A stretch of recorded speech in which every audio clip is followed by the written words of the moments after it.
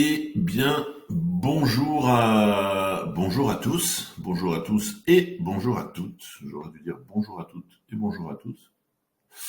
Écoutez, je suis heureux de vous retrouver pour ce webinaire où on va parler d'urgence, on va parler d'organisation, on va surtout parler beaucoup de métiers achats et j'espère qu'on va pouvoir surtout trouver quelques idées qu'on pourrait mettre en place. On va échanger. Allez, on est parti.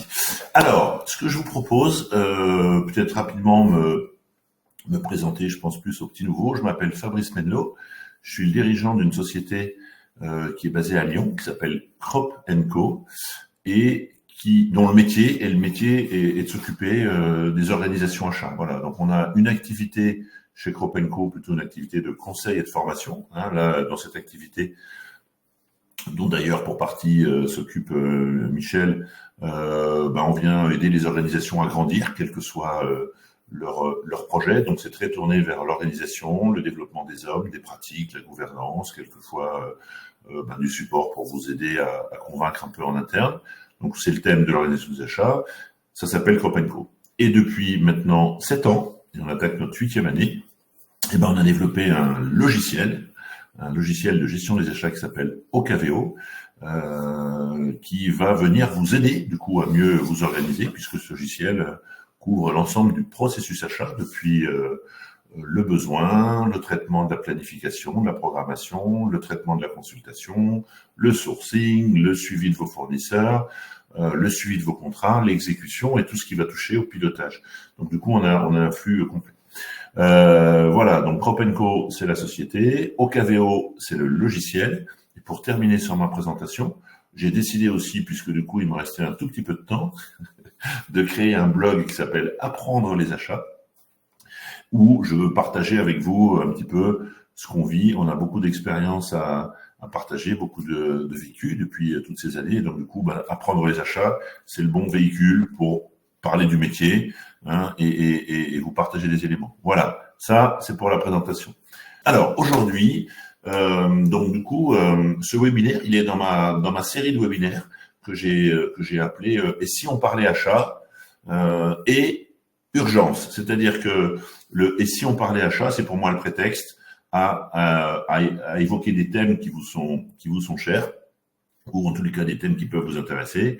Et puis, sur ces thèmes, à chaque fois, je vais chercher un spécialiste, un expert. Alors, quelquefois, il peut avoir différents rôles. Quelquefois, c'est aussi un patron d'achat qui vient nous parler d'un sujet qu'il a particulièrement traité. Voilà. Et du coup, pourquoi l'urgence ? Eh bien, on va le voir avec Michel, parce que c'est une thématique, je pense, qui concerne maintenant tout le monde. Et en vérité, derrière ce thème d'urgence, on avait besoin d'un titre, mais en vérité, c'est le thème de l'organisation. Voilà. Et aujourd'hui, nous qui voyons fonctionner des équipes achats toute la journée, on sent bien que ce qui fait en partie la performance achat d'une organisation, c'est bien sûr les pratiques, les hommes, les compétences, on va parler d'outils, etc. Mais c'est surtout votre capacité à bien gérer l'activité. Voilà. Et j'ai pu remarquer que les équipes achats les plus performantes, c'est pas forcément les plus grandes, les plus nombreuses, les plus formées, les plus outillées, mais c'est souvent des équipes qui ont réglé le problème de comment on s'organise, comment on traite ces sujets qui de manière permanente arrivent aux achats et comment on s'organise. Voilà. Donc du coup, on s'est dit que c'était intéressant de partager ce point avec vous. Pour terminer cette introduction, il n'y a pas de, c'est pas une formation, c'est pas un cours, et c'est pas non plus les propos de gens qui vous assènent la vérité. Voilà, on va juste partager ce qu'on vit, ce que l'on vit avec vous, quelques convictions. Sur certaines d'entre elles, vous serez, je pense, assez d'accord. Peut-être sur d'autres, pas tout à fait. Ça nous va bien, on échange et qu'on partage. Et d'ailleurs, à ce propos, je ne m'interdis pas, si jamais, bien sûr, vous en êtes d'accord, que certains d'entre vous viennent nous rejoindre sur scène pour pouvoir partager peut-être. Donc, n'hésitez pas aussi à vous exprimer, parce que du coup, on aime bien aussi vous faire participer. Et donc, aujourd'hui, j'ai décidé d'inviter dans mon webinaire Michel Madar. Michel Madar est un grand expert de l'organisation des achats dans l'univers public mais pas que. Et puis surtout, j'ai le grand plaisir de travailler avec Michel depuis quelques années. On va pas dire Plus. mais on va dire que c'est environ 15 ans. Oui. Et que du coup, on se connaît bien. Et voilà. Alors Michel, peut-être, avant qu'on rentre dans le vif du sujet, comme on dit, quelques mots peut-être pour te présenter. Oui, Michel Madar, 63 ans, 15 ans de travail avec Fabrice, un travail sur la fonction achat dans des projets d'achat, Fabrice l'a dit, dans des environnements essentiellement publics, mais aussi chez quelques grands comptes privés, avec des missions d'audit, de réorganisation, de gestion de dossiers opérationnels complexes et généralement d'actions de formation, d'ingénierie de formation, alors sur pièce ou bien coûts humains, parce qu'on personnalise ça. Travaille sur la France, mais aussi au Maroc, en Belgique, avec un premier constat, c'est que ce soit les environnements publics ou privés, on retrouve souvent des problématiques identiques et celle de l'urgence en est une. Donc voilà, un travail depuis 15 ans là-dessus avec une formation de juriste et en ingénierie des systèmes d'information à la base. Voilà. Super. Alors, on va partager comme une fois encore, on connaît maintenant beaucoup de monde qui nous écoute. On va vous révéler un peu quelques petits secrets.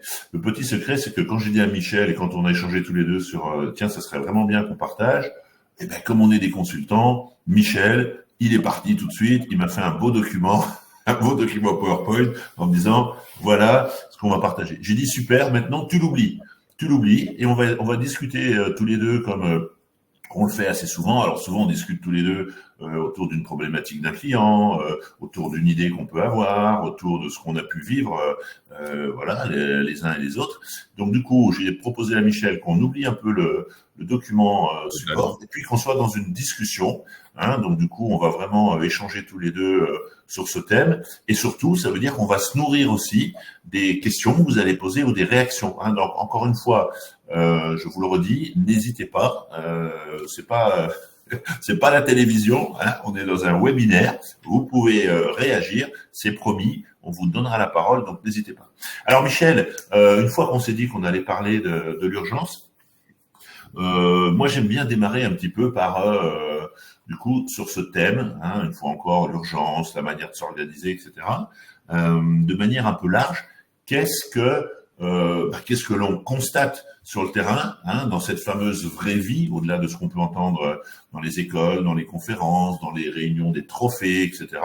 Nous, qu'est-ce qu'on voit aujourd'hui sur le terrain, sachant que dans ce qu'on voit, comme tu l'as dit, on a des clients publics, on a à peu près autant de clients privés, on a des petites organisations, on a des grandes organisations, on a quelquefois des organisations qu'on pourrait qualifier de matures, voire de très matures, avec qui on travaille. Et puis, on a des organisations qui sont un petit peu au début de l'histoire, qui se re-questionnent sur les achats. Donc, est-ce que parmi toutes ces organisations, on s'est tiré quelques éléments de constat sur ce qu'on est amené à voir par rapport à ce sujet? Oui, on sait le faire. Ça fait quand même un bon nombre d'années que on travaille avec ces clients variés, comme tu l'as dit, et on a pu constater une chose, c'est que il y a une culture de l'urgence. Je l'ai mis sur un site. Je suis souvent accueilli par la phrase « C'est bien ça, Monsieur Madar, chez nous, tout est urgent ». Et on a l'impression que c'est une fatalité absolue. Tout est urgent, voilà. Et on a des clients qui souvent font de la programmation budgétaire, c'est-à-dire ils prévoient des masses financières, mais en termes de programmation des opérations d'achat, c'est beaucoup plus flou. Or, il y a une règle d'or, c'est que quand on achète en urgence, on n'a pas le temps de mettre en place les bonnes pratiques. Et combien de fois j'ai entendu faire du sourcing, oui, bien sûr, mais on est pressé. Tester des échantillons, oui, bien sûr, mais on est pressé. Négocier, oui, ça nous ferait gagner des sous, oui, mais on est dans l'urgence. Et donc, on achète quand même en urgence, mais on achète en mode pompier. Et, sauf miracle, le rapport qualité-prix qu'on obtient est moindre. Ça veut dire, Michel, est-ce que ça veut dire que, est-ce que du coup, cette pression du temps fait que du coup, on vient écraser un petit peu toutes ces techniques, toutes ces bonnes pratiques dont on sait à quel niveau elles sont performantes, et que du coup, pour caricaturer un peu et puis partager là avec nos petits copains, en vérité, on n'achète plus beaucoup, on approvisionne. Est-ce qu'on n'en est pas là? Est-ce que la frontière, elle est quand même, du coup, on va commander ce qu'on nous demande de commander, mais soit on approvisionne, soit on tombe dans le règne du copier-coller. C'est-à-dire on prend l'ancien dossier de consultation ou l'ancien cahier des charges, copier-coller, on change les dates et peut-être quelques volumiques, mais on ne réactualise pas un sourcing, on ne réactualise pas des stratégies. Imaginez quelqu'un qui fait un copier-coller sur un marché d'énergie qu'il avait acheté il y a 4 ans par rapport à aujourd'hui. On a changé de planète. Hein. Ouais. Donc, en fait, on est dans un flot et comme cette urgence, elle est partout, eh ben, moins on planifie. C'est-à-dire qu'on rentre dans une sorte de spirale négative. Et dans les missions d'organisation qu'on fait chez nos clients, quasiment la première action est de faire un stop-arrêt dans le temps et de dire, bon, maintenant, respiration, on va essayer de mettre en place un process de planification, on en parlera tout à l'heure. Mais vraiment, c'est essentiel parce que dans l'urgence en mode pompier, oui, le contrat, on va le signer, mais la qualité, elle est rarement au bout. Ouais, je suis d'accord avec toi. D'ailleurs, dites-moi là peut-être dans le chat ou si vous avez des questions sur le sujet, est-ce que c'est un constat que vous partagez? Parce que souvent, je dois dire qu'on a même moi je m'intéresse souvent aux grandes pratiques achats qui font qu'on est acheteur, hein, c'est-à-dire la capacité à construire une stratégie d'achat, par exemple. En clair, la capacité à amener de la valeur. Hein, vous savez, c'est des choses qu'on trouve beaucoup dans vos descriptions de poste ou dans les politiques achats contribuer à la valeur. En vérité, quand on écrase le temps sur ces sujets-là, cette valeur, on a du mal à l'identifier. Et comme le disait Michel justement avec son exemple sur les marchés d'énergie, allez, on va dire qu'à une époque, c'était un petit peu moins gênant parce qu'on était sur des marchés fournisseurs, on va dire relativement stables, récurrents, et d'une année sur l'autre. Bon, voilà. Là, ce qui a changé, et vous le savez tous, et on l'a vécu à travers notamment les crises qu'on a rencontrées, qu'elles soient liées au Covid, qu'elles soient liées à l'Ukraine, qu'elles soient liées, les crises d'approvisionnement, etc. On est face, et vous êtes face à un marché fournisseur qui a changé, et de manière définitive. D'ailleurs, vous le voyez aujourd'hui, si vous êtes dans le public, les infructueux, les appels d'offres qui vous dictent un peu leur loi, c'est tous les jours. Donc, ça veut dire que si dans cet univers, vous n'avez pas des logiques de mieux gérer la relation au temps, en effet, vous êtes au pied du mur à chaque fois. Et ce fournisseur qui est pas très bon, on va retravailler avec lui parce que il est pas bon, mais au moins il nous connaît et nous aussi. On n'a pas le temps de sourcer, etc., etc. Donc j'allais dire les impacts, ils sont quand même assez sérieux. Et je crois que Michel, tu t'es même amusé à essayer de nous faire une liste. Alors, juste avant, je vois un petit commentaire. J'ai dit que j'allais pas dans le chat, mais je vois Aude et je peux pas m'empêcher d'aller regarder ce qu'a écrit Aude qui nous dit, souvent, on achète en urgence parce qu'en vérité, on est sollicité tardivement par l'opérationnel. Oui, et on est un petit peu dans ce bout de chaîne, hein, comme on dit. Et d'ailleurs, cette pression que vous avez, vous la mettez gentiment au fournisseur en disant, vous débrouillez comme vous voulez, c'est pour mardi prochain, quoi. Hein, c'est un peu caricatural, mais on n'est pas loin d'une réalité. Oui, alors, quand tu dis, je me suis amusé à faire le recensement des dégâts, le terme amusé est pas tout à fait juste parce que il est plutôt terrible et je me souviens, il y a quelques années, j'avais écrit un bouquin où il y avait un chapitre sur les problèmes de l'urgence et il y avait un lecteur qui m'avait écrit en disant « Vous auriez dû mettre un paquet de mouchoirs avec le livre parce que quand on lit ça, on pleure. » Bon, effectivement. Les dégâts sont extrêmement nombreux et terribles. Bon, alors je vous préviens, pour les personnes sensibles, là, attention, on va rentrer dans un petit film catastrophe. Je vais essayer très rapidement. C'est une liste à cocher, Michel. Oh non, non, non, parce que généralement, souvent, les gens cochent tout, d'ailleurs. Ah oui, Il vaut d'accord. mieux tout cocher d'entrée et on décoche éventuellement. Ça va. Et essayons de faire un film catastrophe. C'est quoi les dégâts de l'urgence? Alors, je vais en lister, peut-être pas tous. D'abord, des problèmes de recensement de besoins. Souvent, le recensement de besoins sont incomplets, ce qui donne des cahiers des charges incomplets, ou bien des cahiers des charges à tiroir. On fait une V1, puis une V2 parce qu'on a oublié quelque chose, puis une V3. Et puis des fois, on donne ces cahiers des charges aux entreprises et puis on leur dit « Ah, mais on avait oublié ceci ». En clair, le lancement du projet, il est parti à 100 à l'heure et on n'a pas pris le temps de bien définir le besoin. Puis des fois, on me dit « Ah non, on est en urgence, j'ai pas le temps de faire une étude de marché, j'ai pas le temps de rencontrer les fournisseurs. » Moi, franchement, je ne sais pas acheter si je ne connais pas le marché économique en face de moi. Ou bien on me dit on n'a pas le temps d'élaborer une stratégie d'achat. Ou on n'a pas le temps de faire des démonstrations de matériel, de faire des tests. On fait des analyses des offres qui sont plus des classements que de réelles analyses, ou alors on négocie pas, ou on n'a pas le temps. Je vous donne un exemple pratique. Chez un client, en fin d'année dernière, il achetait des travaux pour 4 millions d'euros. Et il me dit, j'ai pas le temps de négocier. On sait, j'avais lu les cahiers des charges, il y avait un peu de surqualité, on sait que on peut aller gagner 5% entre chassant la surqualité et un rabais sur le prix. 5% de 4 millions d'euros, d'accord, c'est 200 000 euros. Hein. Passer 2 jours de boulot pour gagner 200 000 euros, je connais aucun directeur financier qui vous dit non. Hein. Donc on passe à côté de ça. Et on me le dit, ah non, on est en urgence, on est parti en catastrophe. Voilà. J'ai déjà listé quelques problèmes. J'en ai une vingtaine d'autres, hein, si vous voulez. Hein. On donne des délais trop courts aux entreprises qui bâclent leurs réponses, d'accord? Ou alors on se défausse. Comme on est en retard, on vous donne un délai de 15 jours pour répondre. C'est pas très sport hein, comme exercice. Hein. Alors, juste sur ce sujet de mettre cette pression auprès du fournisseur,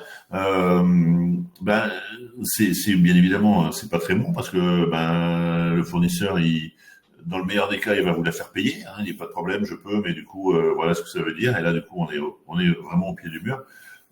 Soit c'est des moyens où on se sort du projet et on se retrouve derrière avec peu de fournisseurs, peu d'acteurs, et donc du coup, une prise de risque qui va augmenter qui va augmenter en flèche. Hein, et Aude, pour poursuivre un peu l'échange sur le chat, nous dit ça arrive même que quelquefois les questions qui nous sont posées, on est dans un tel niveau d'urgence, on n'est même presque pas le temps d'y répondre, quoi. Ce qui là aussi est dommage par rapport à la performance in fine du dossier. Et les réponses des fournisseurs souvent ne sont pas peaufinées. Et des fois, on se plaint que les réponses soient aussi un peu copier-coller chez les fournisseurs. Si on donne 1 mois pour répondre à une entreprise ou si on donne 15 jours, je suis désolé, ils n'ont pas que ça à faire. Hein, il y a leur travail. Parce que du coup, ça me donne une idée. On l'a pas fait aujourd'hui. Ça aurait pu être intéressant qu'on ait avec nous aussi là pour le coup sur ce sujet-là particulier. On va voir que l'urgence, elle se traite aussi à d'autres endroits dans l'organisation. Mais les fournisseurs, ils sont dans la même dynamique que vous. C'est-à-dire que face à des sollicitations, ils ont la même pression sur le temps. Et du coup, ils sont amenés à faire en permanence des choix. Hein. Et si tout d'un coup, un dossier, il arrive un peu de travers et qu'il nécessite un gros effort de réponse, qu'il y ait des chances de succès amoindries, il y a beaucoup de chances que ça soit pas traité, voire mal traité. Hein, donc du coup, dans cette mécanique aussi, là tu étais sur le sujet de la consultation, hein, mais dans cette mécanique d'échange avec les fournisseurs, mettez-les dans les conditions optimum pour qu'ils puissent bien travailler, bien vous répondre, parce que c'est à votre avantage. Hein, c'est pas que je vais faciliter la vie du fournisseur pour lui être agréable, je vais lui faciliter la vie, parce que si la vie elle est facile avec moi, j'ai plus de chances que ce qu'il va me proposer, ça soit performant pour moi. Allez, encore quelques exemples avant qu'on essaie On poursuit les films catastrophes. Allez. Je vois souvent des multiplications de contrats, c'est-à-dire comme on ne programme pas, on fait un premier achat auprès d'un fournisseur, 10 mois après un autre achat, 26 mois après un autre achat. Donc du coup, il y a les coûts indirects d'achat. Hein. Chaque dossier d'achat, ce sont des coûts cachés mais de plus en plus visibles. Hein. Ça coûte d'acheter. On a une multiplication donc de procédures. Comme on n'achète pas groupé et plusieurs achats, on a des mauvais prix. On a des dépassements de budget, des fois des projets qui s'arrêtent parce qu'on n'a pas été performant d'un point de vue économique. Puis il y a des problèmes aussi de calendrier. On est souvent face à des équipes achats qui n'ont pas le même planning que les équipes opérationnelles et avec des indisponibilités. Les techniciens disent « je suis disponible pour travailler », les acheteurs disent non. Les acheteurs disent « je suis disponible pour travailler », les opérationnels disent non. Donc il y a ces problèmes-là. On a des standards, vous les connaissez. On a tous des procédures d'achat reconductibles. Vous savez, des marchés qui viennent tous les 3-4 ans, on remet en compétition. Des fois, on oublie de relancer ces procédures reconductibles. Donc, on fait un avenant gigantesque pour 1 an. Et en tout cas, en secteur public, là, on est à la limite du juridique. Et le fait d'acheter en plusieurs fois plutôt qu'en une fois à cause du temps, on a des fois des produits hétérogènes avec des surcoûts de maintenance, des problèmes de gestion de stock, voire de rupture de stock.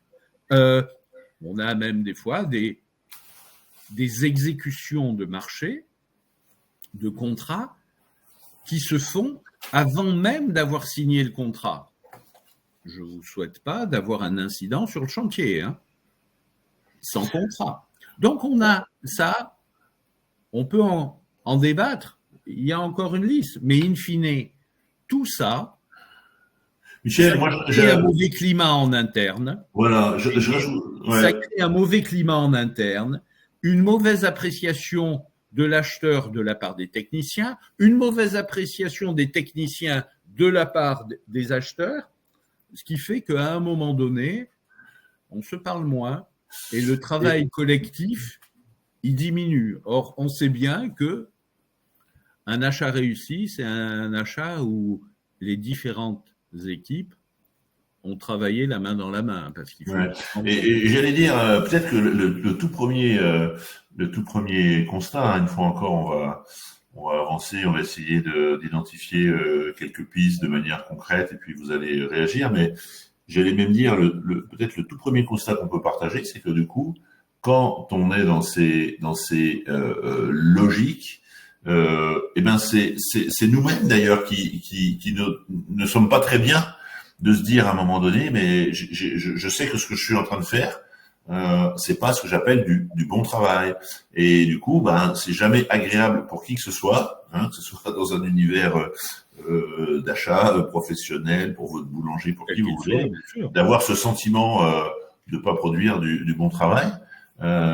Et qui peut après, ça peut même aller plus loin dans ces mauvais sentiments.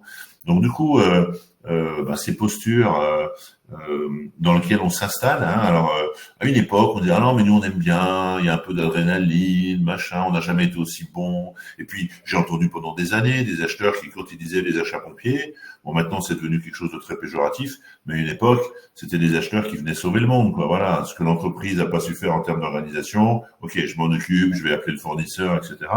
Bon, on est passé dans une autre dimension où aujourd'hui on sait bien qu'on est allé au bout du sujet. En court synthèse, le fait de ne pas maîtriser le temps et cette programmation, ça entraîne des problèmes techniques, des problèmes économiques, des problèmes juridiques et des problèmes sociaux. Et ces problèmes, des fois on les voit, mais des fois on les voit pas. Voilà. Donc, et ils explosent quelques mois ou une année, 2 années après. On en parlera tout à l'heure. mais les dégâts sont gigantesques. Alors, on va prendre quand même quelques remarques pour vous faire participer. Vous avez la gentillesse de réagir là sur le chat. Donc, Aude qui nous dit en plus, si on rajouterait le nombre de prestations qui démarrent sans contrat. Hein, et attention au risque. Hein. Attention au risque, mais je dis quand elle démarre sans contrat, ben vous êtes quand même pas mauvais parce que vous réussissez à mobiliser des fournisseurs qui, sur votre confiance ou votre relation, démarrent la prestation en sachant qu'ils sont quasiment assurés de pas être payés à l'heure. Hein. Donc du coup, une prestation qui démarre sans contrat, donc il y a tous les risques dont parle Michel, bien évidemment. Mais même si on reste sur un pur problématique, voilà, ben, je peux vous dire que bon voilà. Et Michel, c'est de quoi on parle parce que on a un sujet d'actualité pour cet après-midi. Bon, voilà, bah oui, il faut démarrer avec un contrat. C'est juste, voilà. Alors, je sais bien que c'est des fois un peu compliqué. Nicolas qui nous dit qu'il est d'accord avec tes remarques, Michel. Bon, on est dans la même vraie vie. Alors, Nicolas, c'est la bonne nouvelle. Et il ajoute même que l'urgence qui est gérée par les achats, comme source, le commerce et l'organisation. Ben oui, souvent, c'est là que ça démarre. C'est-à-dire que nous, on est dans cette chaîne de valeur. Et si en amont, on a déjà des engagements qui ont été pris plus haut, qu'on va vous transmettre, mais qu'on n'a pas intégré. D'où l'enjeu, en effet, d'une bonne communication achat, d'où l'enjeu de ces réflexions en termes de programmation, d'information. Et pour vous faire un peu sourire, il y a quelques jours de cela, j'ai travaillé avec une équipe achat qui me montrait l'exemple d'un dossier de travaux. On n'était pas sur un petit sujet. Hein. On a oublié de commander l'ordinateur pour le nouvel arrivant. Et tout d'un coup, et le truc était arrivé sur le bureau comme ça, qui venait de nulle part. Donc bon, j'ai quand même dit aux acheteurs qu'il y avait un déficit à minima de communication. Et on est allé voir la personne en charge du projet. Je dis mais qu'est-ce qui s'est passé? Vous avez dû passer une mauvaise nuit parce que tout d'un coup, voilà, juste ce matin, on a un projet comme ça de plusieurs centaines de milliers d'euros qu'il faut traiter tout de suite. Alors que donc ça veut dire que non, l'information vous l'aviez, simplement elle n'a pas été communiquée, elle n'a pas été partagée. Et là, c'est un vrai sujet aussi de constat et on va voir un petit peu comment on peut remédier. Bon, le constat, on pourrait faire 3 heures sur le constat, on le partage, vous êtes comme nous. Alors des fois, c'est un constat qui peut évoluer un peu dans le temps. Il y a peut-être des périodes de l'année. Après, on est aussi dans des situations quelquefois, on a une personne qui est plus là dans l'équipe. Mais globalement, voilà, on a quand même un certain nombre de situations et je pense pas que ça va. Les équipes vont pas doubler de taille, hein, et tout d'un coup, comme par magie, vos prescripteurs vont pas changer. Donc maintenant, une fois qu'on en est là, Michel, du coup, comment on commence à travailler le sujet pour essayer d'identifier des pistes. Ce sera la dernière partie du webinaire, mais avant d'identifier ces pistes, voilà, c'est quoi le chemin pour essayer d'avancer? Dans nos missions, nous, quand on constate vraiment cette lacune de gestion du temps, on a 4 actions. La première action, c'est la prise de conscience. Il faut montrer aux gens les dégâts de l'urgence, on va en parler. Ensuite, il faut mettre en place un processus de planification, de programmation des achats. Alors, on sait bien qu'il ne va pas être vrai à 100%, mais il est fondamental. Troisième axe, c'est le système d'information. Hein. C'est fini le temps des fiches RODIA ou du tableau Excel. On a des outils maintenant qui nous permettent de faire de la programmation, de la planification, de gérer les écarts. Et le quatrième axe, parce qu'on n'arrive jamais au paradis du premier jour, c'est ce que j'appelle l'analyse et la traçabilité des écarts. C'est-à-dire, j'avais prévu de faire ce projet en 14 mois, on l'a fait en 18 mois. Pourquoi on a démarré avec 2 mois de retard? Il faut analyser en permanence son activité pour rentrer dans un plan d'amélioration continue. Donc, voilà. Donc, le premier sujet que je voulais évoquer, c'est la prise de conscience. La prise de conscience, c'est quoi? Il faut passer d'une prise de conscience diffuse, oui, tout le monde sait qu'on ne gère pas le temps, on est en retard, à une prise de conscience argumentée. Et quand je dis une prise de conscience, ce n'est pas forcément des acheteurs, hein. C'est des managers, c'est des directeurs et c'est des élus. Dans les séminaires pour les élus que je fais, je parle des problèmes de l'urgence. Les élus ont le droit d'avoir des envies, mais ce doit être des envies programmer. Il faut donc analyser les dégâts de l'urgence sur vos projets et étudier les impacts. Alors, le point technique, ouais. Je finis d'une phrase, et essayer de comprendre pourquoi vous êtes dans l'urgence. Est-ce que les décideurs, vos managers, vos élus ne comprennent pas leur environnement et vont venir vous voir en disant « il me faut un nouveau bâtiment pour dans 3 semaines », d'accord ? Est-ce que vous n'avez pas un processus de programmation bien défini ? Est-ce que les équipes ne travaillent pas suffisamment collectivement ? Voilà. Il faut être clair, tant que la collectivité, l'hôpital, l'entreprise privée n'a pas mis des mots et des chiffres sur les dégâts de l'urgence, je pense qu'il n'y aura pas d'action correctrice solide mise en œuvre. Donc, le premier message, c'est ouvrir les yeux. Ok, ça c'est important. Là, on est sur la thématique de l'urgence, etc. Mais si on tire un tout petit peu le sujet, c'est valable pour le métier des achats. Je passe mon temps à intervenir dans des comités de direction, dans des directions métiers, et vous le savez, vous qui nous écoutez aujourd'hui, parce que vous le vivez également, les dirigeants, les autres fonctions ne connaissent pas notre métier, votre métier. Et donc, du coup, on a une vision... alors, quand ils en ont une vision, on va déjà commencer par le moins positif, mais des fois, ils en ont pas beaucoup de vision. Bon, ça veut dire que là, il se passe pas grand-chose. Mais quand ils en ont une vision, c'est souvent une vision, alors dans l'univers public, quelquefois un petit peu uniquement administratif, ou de sécurisation juridique, où il faut expliquer ce que fait un acheteur, etc. Donc, vous avez un boulot. On va arriver après à des solutions, mais c'est sûr que cette prise de conscience, elle va décliner sur des actions où il va falloir expliquer, illustrer. Alors, bien évidemment, nous, c'est notre métier de tous les jours, mais des fois, cette illustration, elle peut venir à travers un exemple d'une autre organisation qui a mis en place des choses, etc. En tous les cas, je partage avec Michel la prise de conscience au plus haut niveau de l'organisation, et retenez toujours qu'on ne passe pas à des actions de changement sans qu'on ait partagé un constat. Et vous n'allez pas voir le pharmacien, mon exemple va être limite, vous allez tout de suite me reprendre, mais globalement, on va déjà voir le médecin. Qu'est-ce qu'on a ? Voilà, on sortira avec l'ordonnance et on va voir le pharmacien. Et bien, du coup, dans la prise de conscience, c'est poser sur la table le constat.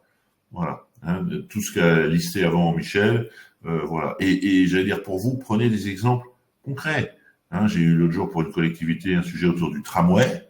On a pu mesurer exactement les impacts de ces situations d'urgence et presque jusqu'à les chiffrer. Vous voyez ? Et ça marque les esprits de dirigeants. Mais je voudrais rajouter une chose. Quand on discute avec des acheteurs ou des directeurs achats, on prêche des convertis parce qu'ils connaissent les souffrances du quotidien. Si on n'arrive pas à remonter au plus haut niveau, c'est extrêmement difficile et des fois des gens découvrent et sont étonnés. Je ferai un exemple. On est en train de mettre en place la fonction achat pour la ville de Bruxelles, qui est un très joli dossier. On est allé rencontrer l'élu en charge de la fonction achat et commande publique et le directeur général des services. Pourquoi ? Parce que c'est sous l'impulsion de ces acteurs-là que les autres services opérationnels vont se mettre en branle pour mieux travailler collectivement, programmer. Parce que sinon, entre directions de même niveau, c'est très difficile de mettre en place des process. Allez, Michel, deuxième sujet, parce que du coup... Deuxième sujet, le process. Le process, il est essentiel. On a des clients qui programment, ma foi, très bien leurs achats. Quelle est la pratique ? Au moment de l'été ou à la rentrée, chaque direction opérationnelle fait un travail de recensement des besoins par ce qu'on appelle des fiches d'intention d'achat. Et dans une fiche d'intention d'achat, il y a voilà ce que je veux acheter, pourquoi, quel est le budget à peu près estimatif, pour quand, qui va être le destinataire de l'achat, est-ce que je sais même le rattacher à une table analytique pour faire des regroupements. Il y a un recensement des besoins par les directions opérationnelles avec un outillage. Tous ces recensements de besoins arrivent à la direction des achats, qui analyse ces besoins et éventuellement commence à envisager des regroupements. Tiens, toi, tu veux du matériel électrique, toi aussi, tu veux du matériel électrique, est-ce que je pourrais massifier? Bon. Et la direction des achats commence à établir dans sa tête un plan annuel des achats V0.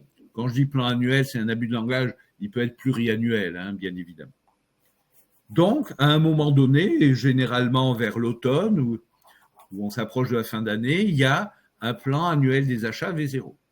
Puis après, il y a le méchant budget qui arrive. Et le méchant budget, il va dire, ton projet là, c'est oui, lui, c'est non, lui, c'est peut-être. Et donc, du coup, on passe à un plan annuel des achats V0 à un plan annuel des achats V1.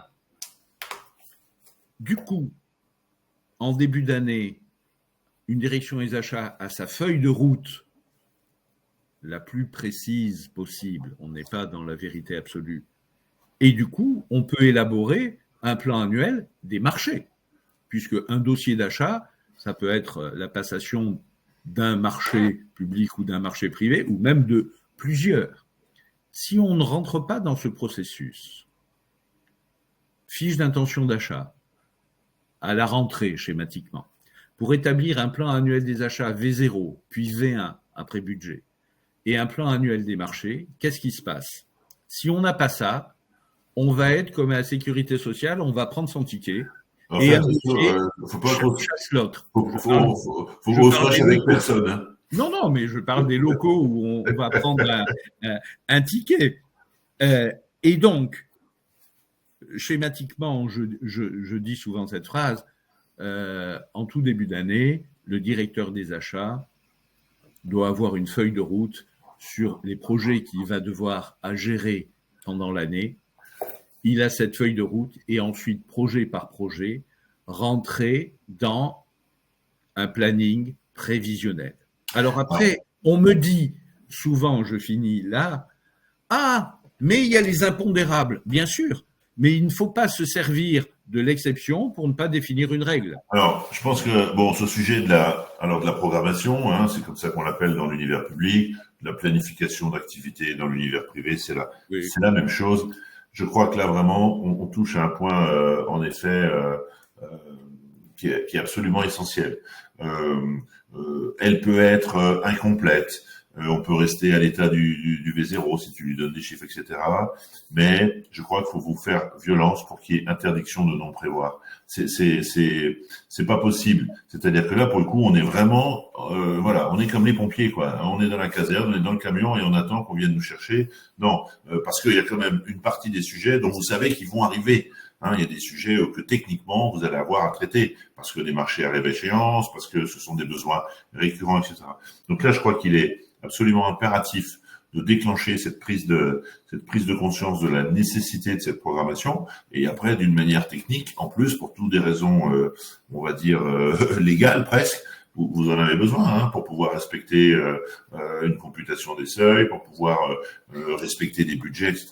Donc j'allais dire ce sujet-là il est vraiment et lui il va aider hein, et comme le dit Michel on va apprendre en marchant. Hein. Vous n'allez pas passer d'une situation. Voilà. Je vois nous nos clients qui ont mis ces techniques en place depuis quelques années. Bah, à la première année, à la fin de l'année, quand ils comptabilisaient tout ce qu'ils avaient traité par rapport à ce qui avait été prévu, bah, je me souviens que les premières années, ils disaient bah il y a à peu près la moitié qu'on n'avait pas anticipé. Ok. Et puis ce 50%, bah, il est devenu 35% l'année d'après. Et puis voilà. Et puis après, on sait qu'il y a une partie. En effet, comme le dit Michel, impondérable, non prévisible. Mais cette partie, elle doit être voilà correctement dimensionnée. Et vous pouvez pas dire il y a la moitié de mon activité dont j'ai aucune connaissance de ce qui va se passer cette année. C'est pas raisonnablement entendable. Moi, j'ai eu des clients qui, au bout de 2-3 ans, arrivaient à programmer 90% de leurs achats. Ouais. Alors, ça a été soutenu par une note de méthodologie, appuyée par la direction générale, on en a parlé. Ça doit faire l'objet d'une pédagogie active, c'est-à-dire on va voir les services opérationnels, on leur dit, voilà, pour recenser le besoin, on a besoin de ça comme info. Les premiers temps, on vient t'aider à définir ces besoins. Voilà, c'est pas Oui, fichier, c'est un travail collectif à mettre en œuvre. Michel, je crois que, en tous les cas, moi je le vois souvent, ce qui marche bien, parce que là, quelque part, l'utilisateur, si l'acheteur programme pas, c'est que souvent il n'a pas la donnée d'entrée. Hein. Et pour avoir la donnée d'entrée, il faut faire ce que tu exprimes autour des fiches. Mais ça va être d'expliquer aussi à ces directions métiers qu'en vérité, c'est dans leur intérêt.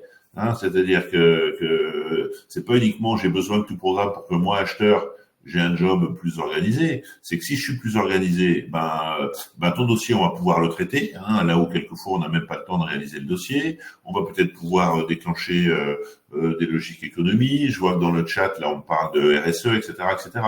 Donc, j'allais dire de vendre aussi à ceux avec qui vous travaillez, hein, qui sont souvent à l'origine de cette urgence, qu'en fin de compte, en améliorant ce sujet-là, vous allez leur amener de la performance supplémentaire, peut-être de la réactivité, peut-être aussi, parce que ce qui n'est pas agréable pour vous, c'est pas agréable pour eux non plus, hein, d'avoir des fournisseurs, comme le disait tout à l'heure, je crois, Aude, qui démarrent sans contrat.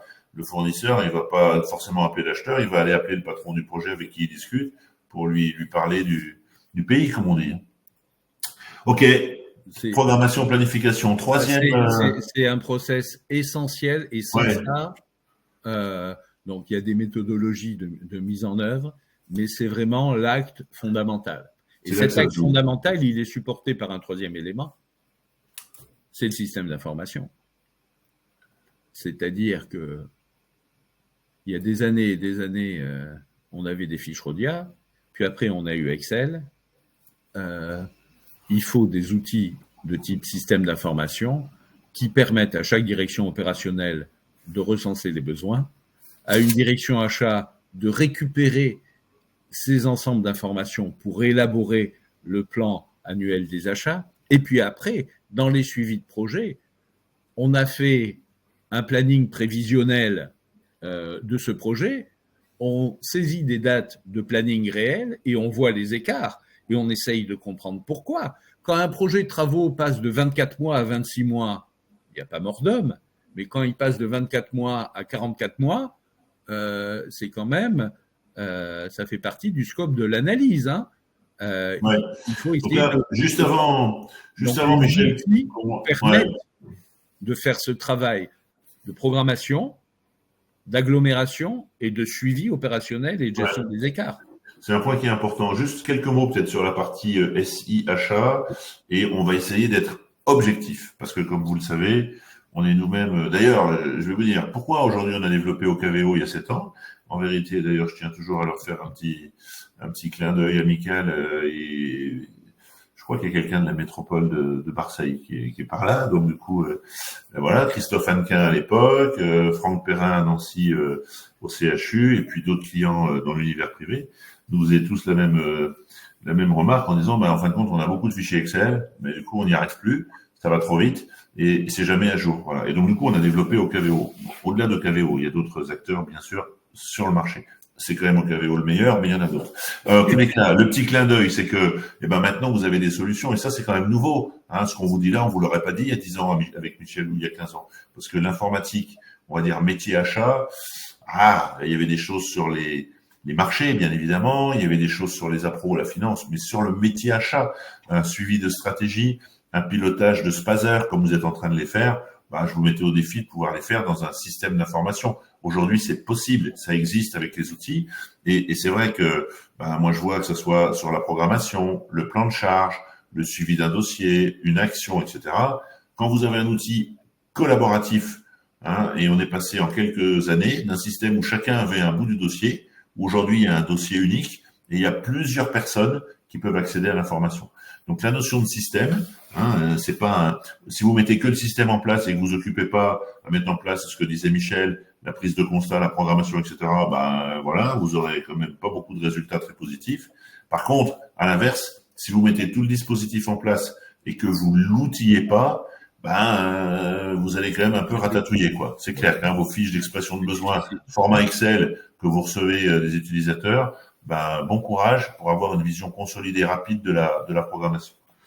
L'analyse des écarts, Michel, quelques mots. Traçabilité, analyse. Le fait, on essaye de mettre en place un système. Et puis, projet par projet, on a un planning prévisionnel qui dérape. D'abord, pourquoi ça dérape? Il faut faire cette analyse en cours de projet et puis en fin de projet. Tiens, j'ai pris 10 mois de retard sur ce projet. Pourquoi? Il faut en permanence analyser la gestion des écarts et ses impacts. Ça permettra de réalimenter la fameuse prise de conscience dont je parlais tout à l'heure. Et donc, d'entamer des actions correctrices. Est-ce qu'on doit affiner la programmation? Est-ce qu'on doit changer nos processus? Est-ce qu'on doit mieux former nos équipes? Est-ce qu'il faut enrichir notre système d'information? Il est essentiel d'analyser votre activité et la gestion des écarts, et puis l'analyser aussi en termes qualitatifs. Tiens, sur cette opération-là, on calcule des gains souvent. Il faut peut-être aussi se poser des questions sur des pertes potentielles. Je n'ai pas négocié, j'ai peut-être perdu 3% sur ce dossier. Prenez tous les dossiers où vous n'avez pas négocié et accumulez ces montants-là, vous allez voir que la mauvaise gestion du temps coûte de l'argent. Donc, mettre en une prise de conscience, oui. La mise en place du processus de programmation, c'est essentiel. Mettre en place un système d'information, oui. Et après, surveiller son activité. Est-ce qu'on a respecté nos plannings? Qu'est-ce qui dérape? Je vous donne un exemple. Moi, souvent, je suis avec des clients qui prévoient tous leurs projets, mais alors, nickel, hein. Ils ont prévu la grève, ils ont prévu la grippe, ils ont tout prévu. Hein. Simplement, ils ne consolident pas leur planning. Ce qui fait qu'à un moment donné, le service de passation des contrats, il doit gérer 40 contrats en même temps. Et je pose la question, vous êtes 20 au service des contrats? Non, on est 3. Eh bien, on vient de créer un goulot d'étranglement. Voilà. Donc, cette analyse de l'activité, elle est essentielle. Pourquoi? Parce que si on laisse cette mauvaise culture de l'urgence s'installer, je le dis souvent, le talent ne remplace pas le temps. Voilà. Ok, allez, on va bientôt arriver à la conclusion de ce webinaire. On a vu quelques réactions sur le chat. Je ne sais pas si vous avez des questions, un commentaire, voire un témoignage. Si vous voulez intervenir, on a quelques minutes. On vous amène avec nous sur scène. N'hésitez pas à réagir avant qu'on passe à la conclusion. Hein, on a évoqué un petit peu à la fois la situation telle qu'on la vit, le fait que même si elle est pénible et que du coup il y a beaucoup de facteurs qui contribuent à cette situation, elle est pas inexorable. Hein. On voit nous en effet un certain nombre de changements. Alors des fois il y a des facteurs favorables dans le changement. Il est clair que l'arrivée d'un nouveau manager, d'un nouveau directeur général, quelquefois je dis un facteur favorable, c'est quand il y a vraiment eu un accident. Je dis à ce sujet-là, on n'a plus envie que ça recommence, donc du coup il y a une prise de conscience. Mais du coup, voilà, il faut vous lancer dans des démarches pour faire bouger les choses. Michel, allez, on partage quelques mots de conclusion avant qu'on nous quitte, et pendant que tu t'exprimes, je lance mon petit sondage sur ce webinaire pour continuer à essayer de vous proposer des temps d'échange. Je te laisse la parole. Oui, en synthèse, je le disais tout à l'heure, le talent remplace pas le temps, et on le sait. Pour bien acheter, il faut mettre en place certaines bonnes pratiques qui peuvent prendre, pas forcément beaucoup, mais quand même un peu de temps. Un sourcing performant, ça prend quelques heures quand même, voire quelques jours. Rédiger des stratégies d'achat, avoir une approche en coût global, analyser les risques d'un projet, bien négocier, évaluer le fournisseur tout au long de l'exécution des prestations. Ça prend de temps, mais ce temps, il y a un retour sur investissement. Ça veut dire que le challenge, c'est de maîtriser le temps. Et je vous l'ai dit, il faut une prise de conscience au plus haut niveau, mettre en place ce processus de programmation et de planification. Il y a maintenant des outils, des méthodes qui ont fait leurs preuves, d'accord ? Il faut bien faire comprendre à toute l'entité que c'est pas à la carte, hein. C'est un mode de travail de l'hôpital, de la collectivité, de l'entreprise, que de travailler dans la culture de la programmation. Ne pas viser le 100%, parce que les dossiers foireux avec la machine qui casse au dernier moment, ça existera toujours, d'accord ? Et ne pas prendre ce prétexte-là de l'impondérable pour ne pas mettre en place une règle, et puis, oui, se doter d'un système d'information qui vous permet de faire ce travail avec une analyse permanente des écarts, parce que comme le disait Fabrice, on ne va pas arriver à une programmation géniale dès la première année. Je dis souvent, la première année, on met en place, la deuxième année, on consolide, la troisième année, on arrive à une vitesse de croisière, mais déjà, dès la première année, il y a un saut qualitatif qui est extrêmement important. Donc voilà, il y a toute une démarche qu'on met en œuvre chez nos clients, avec des retours sur investissement, mais c'est un chantier collectif et ce n'est pas un chantier qui appartient qu'à la direction achat, parce qu'elle est plutôt convertie. Allez, super. Merci Michel pour cet échange. Avant de nous quitter, quelques mots complémentaires. On organise régulièrement des événements, hein, alors webinaires, mais pas que aussi. On va être à Paris le 19 avril pour une matinée sur le thème des achats. Puis ensuite, on va aller à Bordeaux, on va aller à Lyon, on va aller à Lille cette année. Donc, vous retrouverez tous ces événements sur le site de Crop & Co, qui est donc cropandco.com, et vous allez à la rubrique événements. Là, vous avez tous nos événements, tous les webinaires. Le prochain, c'est un webinaire que je vais animer avec moi-même. Où vous pourrez me poser le plus de questions que vous voulez. Ce sera le 28 mars. Voilà, écoutez, un grand merci. Dernier point, pour ceux avec qui on n'est pas connecté sur LinkedIn, n'hésitez pas à nous lancer des connexions. On vous accueillera avec plaisir et on pourra poursuivre les échanges si vous le souhaitez. Écoute, Michel, merci. Avec plaisir. Et c'était un bon moment comme d'habitude. Et du coup, nous, on se retrouve tout à l'heure. Ça, c'est certain.